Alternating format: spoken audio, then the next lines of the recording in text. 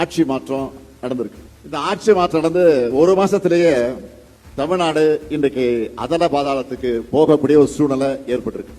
தொழில் நிறுவனங்கள் இந்த புதிய ஆட்சியை நம்பி தமிழ்நாட்டுக்கு வர பயப்படுறாங்க, தயங்குகிறாங்க. அதனால வேற மாநிலங்களுக்கு போயிட்டு இருக்கிறாங்க. என்ன காரணம்? சட்டம் ஒழுங்கை பத்தி சொல்லவே தேவையில்லை. பாலியல் கொடுமைகள், போதை மருந்து நடமாட்டம், பெட்ரோல் குண்டு வீச்சு, அறிவார் வெட்டுகள், கொள்ளைகள், அராஜகங்கள், டிவியை பார்த்தா பேப்பரை படிச்சா இந்த செய்திகள் தான் கண்ணப்படுது.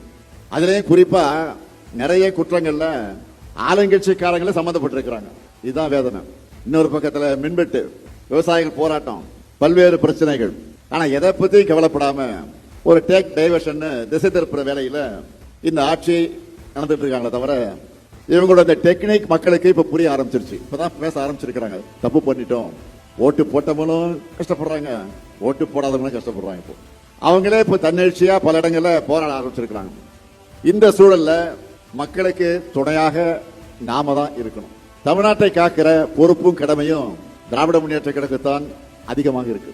ஏன்னா நாம பார்த்து பார்த்து வளர்த்த தமிழ்நாட்டை சீரழிய விடக்கூடாது.